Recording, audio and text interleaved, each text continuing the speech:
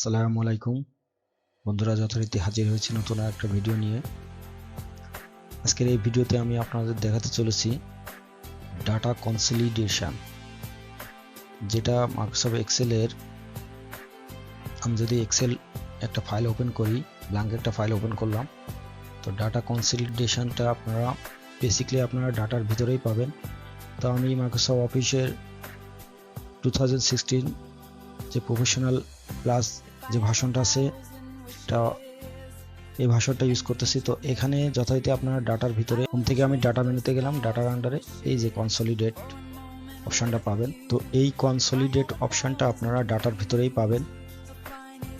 তো যারা কনসলিডেট নিয়ে আগে কাজ করছেন তারা হয়তো বা জানবেন যে এখানে অনেক ফর্মুলা অ্যাপ্লাই করে লিঙ্ক করে করে ডাটা কনসলিডেট করতে হয় এবং একটা সামারি আকারে এই ডাটাগুলো উপস্থাপন করা যায়। তো এই কনসলিডেটটা ফর্মুলা ছাড়াই কিভাবে একদম ইজি ওয়েতে পাওয়ার পয়েন্টের মাধ্যমে আমরা করতে পারি, সেটাই আমি আজকে আপনাদের দেখাবো। তো যারা পাওয়ার পয়েন্ট নিয়ে আগে কাজ করছেন তারা শিখতে পারবেন, আর যারা নতুন তারাও একদম ইজিলি এটা শিখতে পারবেন, কোনো ফর্মুলা অ্যাপ্লাই ছাড়া, কোনো লিঙ্ক করা ছাড়া। জাস্ট আমি যেই ডাটাগুলোর উপরে কনসলিডেটটা করব সেই ডাটাগুলোকে আমি জাস্ট একটা ফোল্ডারের ভিতরে রাখবো। যদি আপনার এরকম কোনো কিছু হয় যে প্রতিদিন একই ফরম্যাটের ডাটাগুলো কপি পেস্ট করা লাগে, তো তার জন্য আমি মাস্টার একটা ফাইল বানাবো, আর ওই ফোল্ডারের ভিতরে ডেইলি যে ডাটাটা থাকবে সেটারে আমি ওই ফরম্যাটে জাস্ট ওখানে ওই ফোল্ডারের ভিতরে পেস্ট করব। তো সেটা কিভাবে করা যায়, ইভেন ডাটাটা জাস্ট মাস্টার একটা ফাইলে বা অন্য একটা যে কোনো ফাইলে সেটা সামারি হবে অটোমেটিকলি। তো সেজন্য আজকের টাইটেলটা হলো data consolidation how much easy. তো দেরি না করে শুরু করা যাক। Let's get started today's video, data consolidation. তো আমি আপনাদের আমার ডেস্কটপে নিয়ে গেলাম। এখানে দেখেন আমি শামীম এবং শামীম কফি নামে দুইটা ফোল্ডার রাখছি। তো শামীম নামে যেই ফাইলগুলো আমি রাখছি সেখানে আমি আপনাদের একটু দেখাই ফাইলগুলো কি ফরম্যাটে আছে। সাপোজ এখানে আমার 27 তারিখ, যে কিছু আইটেমের স্টক আছে, এখানে কোয়ান্টিটি আছে, ভ্যালু আছে। সেম একই ফরম্যাটে আমার 28 তারিখের অন্য আইটেমগুলোর আবার কিছু স্টক আছে। এইভাবে আমি 29, 30, এই যে 29 তারিখে দেখেন কিছু অন্য আইটেমগুলোর স্টক আছে। সেম ভাবে আমার 30 তারিখেও মনে করেন স্টক আছে, বিভিন্ন আইটেমের স্টক আছে। তো আমি চাচ্ছি যে যেহেতু এই কাজটা আমার প্রতিদিন স্টক আকারে একটা মাস্টার ফাইলের ডাটা বসাতে হয়, তো সেক্ষেত্রে আমি জাস্ট এই যে ফোল্ডারটা আছে, এই যে শামীম নামের এই ফোল্ডারটা, এই ফোল্ডারের ভিতরে আমি জাস্ট ডে ওয়াইজ ডাটাগুলো রাখবো ও অন্য একটা মাস্টার ফাইলে অটোমেটিকলি ডাটাগুলো আপডেট হবে। তখন আমি সেখান থেকে যদি চাই পিভট করে জাস্ট মাস্টার ফাইলে একটা রিফ্রেশ দেবো, পিভট টেবিল ফাইলে একটা রিফ্রেশ দেবো, ডাটা অটোমেটিকলি আপডেট।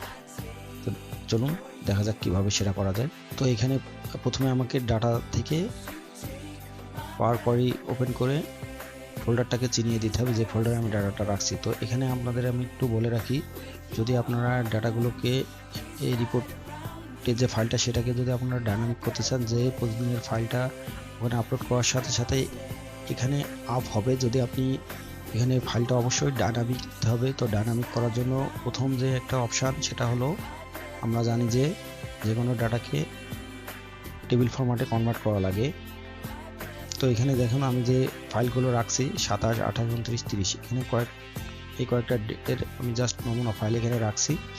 যদি একই ফরম্যাটে থাকে, যদি ডাটা কোনো সময় চেঞ্জ না হয়, সেক্ষেত্রে আপনি এইরকম টেবিল ফরম্যাটে কনভার্ট না করলেও চলবে। কিন্তু যদি আপনার এখানে কোনো কিছু চেঞ্জ হয়, সেক্ষেত্রে আমি সাপোজ এটারে ডিলিট করে দিলাম। যদি চেঞ্জ আসে সেক্ষেত্রে কিন্তু আপনার টেবিল ফরম্যাটে কনভার্ট করতে হবে। যদি আপনার ডাটাতে কোনো আপনার পাওয়ার পয়েন্টে ওই ফোল্ডারটা চিনিয়ে দেওয়ার পরেও যদি আপনি ফাইলে ডাটা চেঞ্জ করেন, সেক্ষেত্রে আপনার অবশ্যই ডাটাগুলোকে টেবিল ফরম্যাটে কনভার্ট করে নিতে হবে। তো যথারীতি আমি আগেই এখান থেকে দেখুন 27, 28 সব ডেটের ডাটাগুলোকে আমি কন্ট্রোল টি প্রেস করে টেবিল ফরম্যাটে কনভার্ট করে নিয়েছি। তো এখন জাস্ট ডেটা থেকে new query from file from folder Shamim copy ফোল্ডারটা আমি জাস্ট এখানে চিনিয়ে দেব। এই যে ডেস্কটপ থেকে ওপেন, এখানে কম্বাইন্ড অ্যান্ড লোড। এখন নমুনা ফাইল অলরেডি চলে আসছে, জাস্ট ওকে প্রেস করব। দেখুন ম্যাজিকটা 27, 28, 29, 30 সব ডেটের ডাটাগুলো অটোমেটিকলি একটা শিটে কম্বাইন্ড হয়ে চলে আসছে। এখন আমি এখানে একটা জাস্ট সিরিজ দিয়ে দিলাম। তো দেখুন আপনি 27, 28, 29, 30 সব ডেটের ডাটা এখানে চলে আসছে। এখন আপনি যদি এখানে পিভট করেন, আমি একটু পিভট করে দেখাই, যদি আপনাকে সামারি করা লাগে বা রিপোর্ট করা লাগে, কারণ এত বড় ডাটা দিয়ে তো আপনি রিপোর্ট করতে পারবেন না, আপনাকে অবশ্যই সামারি করতে হবে। তো জাস্ট আমি সিলেক্ট করে ডাটাগুলোকে ইনসার্ট থেকে পিভট টেবিলে ক্লিক করলাম, নিউ ওয়ার্কশিট এখানে গেলাম। আমার সাপোজ কোন ক্যাটাগরির কত টাকার স্টক আছে সেটা আমি দেখার জন্য জাস্ট ক্যাটাগরি ভ্যালু আমার এটুকু রিপোর্ট হলেই চলে, ঠিক আছে। আর যদি আইটেমের ডিটেলস লাগে সেক্ষেত্রে আপনি এই যে আইটেমের ডিটেলস এভাবে দিতে পারেন, কিন্তু এই ডাটাটা অনেক একটু বড় হবে বা আপনার আইটেমটা প্রয়োজন পড়বে না, বা যদি পড়ে সেটাও আপনি আইটেম আকারে করে নিতে পারবেন। আর একটু শর্ট করার জন্য এখানে আমি জাস্ট এই অপশান থেকে ডিসপ্লে থেকে classic pivot table layout choose করে দিলাম। এখানে এই ক্যাটাগরি আপনার এই আইটেমগুলো এরকম থাকে, তবে এই রিপোর্টটা অনেক বড় হয়ে যাবে যদি আপনি আইটেমটা রাখেন। আমি শর্ট করার জন্য জাস্ট এটুকু রাখলাম আমাদের বোঝার সুবিধার্থে। এখন ম্যাজিকটা আপনারা দেখেন। এখন আমার মাস্টার ফাইল, এটার নাম প্রয়োজনে আমি রিনেম করে দিলাম str মাস্টার, ঠিক আছে। এটা হলো আমার পিভট পিভট টেবিল রিপোর্ট, ওকে। এই শীটটা আমার প্রয়োজন হবে না, এটা আমি হাইড করে দিলাম। ভিউতে যে আমি গ্রিড লাইনটা উঠিয়ে দিলাম, মাস্টার এখানে রাখলাম। এখন আমি ফাইলটা লোকেশন দিয়ে দেখিয়ে আমি সেভ করে দেবো। জাস্ট ব্রাউজ করে আমি ডেস্কটপে এটারে সেভ রাখলাম মাস্টার একটা নামে, ঠিক আছে। এখন ফাইলটা জাস্ট আমি ক্লোজ করে দিলাম। এখন এই ফোল্ডারের ভিতরে 27, 28, 29, 30 31 তারিখের ডাটা এখানে নাই। আমি জাস্ট 31 তারিখের আর একটা ফাইল আলাদা ওই ফোল্ডারের বাইরে রাখছি সেম ফরম্যাটে। আমি ফরম্যাটটা একটু দেখিয়ে দিই, এই যে ফরম্যাটটা এরকম, ঠিক আছে। এটাকে আমি অলরেডি টেবিল ফরম্যাটে কনভার্ট করে নিয়েছি। তো এখান থেকে জাস্ট এই ফাইলটাকে আমি কপি করে এই ফোল্ডারের ভিতরে রাখবো, জাস্ট কাজ এইটুকুই, ঠিক আছে। এখন আমি মাস্টার ফাইলটা ওপেন করার পরে জাস্ট আমি এখান থেকে শুধু একটা রিফ্রেশ বাটনে ক্লিক করব। দেখুন ম্যাজিকটা কি হয়, দেখুন ম্যাজিকের মতো চলে আসলে 31 তারিখের ডাটা, কত চমৎকার, ঠিক আছে। এখন আগে আমার 31 তারিখের আগের যে ভ্যালুটা আমার ছিল 1,29,040 টাকার স্টক, এখন আমি পিভট টেবিলে একটা রিফ্রেশ দিই, 1,81,840 টাকার স্টক। দেখুন ডাটা কনসলিডেটেড আর প্রয়োজন আছে? আমার তো মনে হয় না যে আপনার ডাটা কনসলিডেশনে যে এরকম ফর্মুলা অ্যাপ্লাই করা লাগে আপনার এরকম দরকার আছে। তার চেয়ে খুবই ইজি এবং সময় বাঁচানোর টিপস হলো আপনার এই পাওয়ার কোয়ারিতে ডাটাগুলোকে অ্যাড করে কনসলিডেট করা। তো আশা করি আপনারা বুঝে গেছেন আজকে টিপস অ্যান্ড ট্রিক্স, খুবই চমৎকার।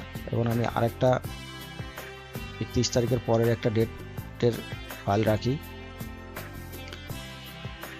সাপোজ এখানে যদি 26 করে, এখানে আমার ডাটা আছে 27 তারিখ থেকে, এটা 26 করে দেখি সামনের দিকে এটার অ্যাড হয় কিনা। 26 তারিখের ডাটা দিলাম, এটার একটা কিছুই করব না, জাস্ট আমি মাস্টার ফাইলে গেলাম, এই যে মাস্টার ফাইল, এখানে জাস্ট আমি একটা রিফ্রেশ দিব। দেখুন চমৎকার 26 তারিখের ডাটা অলরেডি এখানে অ্যাডেড, 26 তারিখের ডাটা এখানে চলে আসছে। এখন 26 তারিখের ডাটাতে কিছু এডিট করব, বা আমি 27 তারিখের ডাটাতে কিছু এডিট করব, বা 31 তারিখের ডাটাতে আমি এডিট করব। এখানে আমি একটু চেঞ্জ করে দেখি,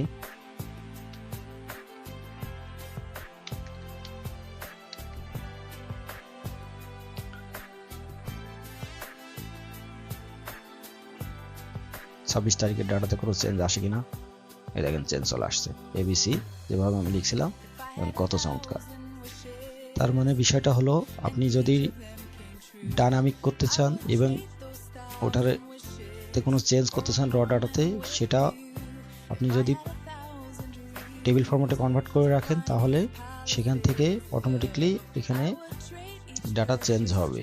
আর যদি কোনো চেঞ্জ প্রয়োজন না পড়ে, আপনি টেবিল ফরম্যাটে কনভার্ট না করলেও আপনার ডাটা অটোমেটিকলি এই মাস্টার ফাইলে চেঞ্জ হবে।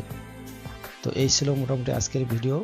খুবই চমৎকার একটা টিপস অ্যান্ড ট্রিক্স, যেটা খুবই সময় বাঁচাবে আপনার কাজের ক্ষেত্রে। ইভেন আপনার প্রতিদিন বারবার ডাটা কপি পেস্ট করে করে বসানোর দরকার নেই। শুধু আপনি জাস্ট যেই একটা মাস্টার ফাইল রাখবেন, আর প্রতিদিনের ডাটা বা মান্থলি ফাইলটা জাস্ট ফোল্ডারের ভিতরে রেখে দিবেন। ওটার থেকে ও অটোমেটিকলি পার করেই তার ডাটা প্রেজেন্ট করবে। ইভেন আপনি এখানে পাওয়ার পিভট টেবিল কীভাবে করবেন সেটাও আমি দেখেছি, কারণ পিভট টেবিলটা অটোমেটিক ডাইনামিক, যেহেতু এখানে ডাইনামিক হওয়ার কারণটা আমার এখানে ফ্রেশ দিলে এখানে চেঞ্জ হবে।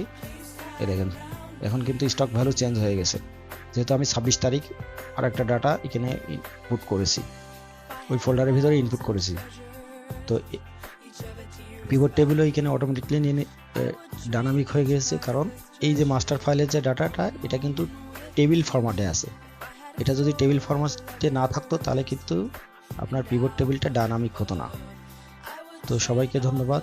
আশা করি আপনাদেরকে ভিডিওটা অনেক ভালো লাগবে এবং আপনাদের প্র্যাকটিক্যাল লাইফকে কাজকে আরও সহজ করবে। তো সবাইকে ধন্যবাদ ভিডিওটা দেখার জন্য। যারা অলরেডি সাবস্ক্রাইব করছেন তাদেরকে আরও অনেক অনেক ধন্যবাদ। যারা এখনও সাবস্ক্রাইব করে নাই, please subscribe my channel and press the bell icon so that you can get notification right hour when the video is uploaded। নতুন কোনো ভিডিও আপলোড করার সাথে সাথে আপনাদের কাছে নোটিফিকেশান চলে যায় এবং আপনারা এগুলো দেখতে পারেন, নিজেরা উপকৃত হতে পারেন এবং অন্যরা হতে পারে। সে কারণে আপনারা প্লিজ ভিডিওগুলোকে শেয়ার করে দিবেন, যাতে সবাই উপকৃত হতে পারে। আর আপনি করেন বা আপনার কিভাবে জানা আছে সেটাও আপনি কমেন্ট সেকশনে জানাতে পারেন। যদি বেটার কোনো সলিউশন থাকে বা আপনি জেনে থাকেন, সেটাও আমাকে কমেন্ট করে জানাতে পারেন। তো সবাইকে ধন্যবাদ, আবার দেখাবো নতুন কোনো ভিডিওতে। আনটিল সবাই ভালো থাকবেন, সুস্থ থাকবেন। আসসালামু আলাইকুম।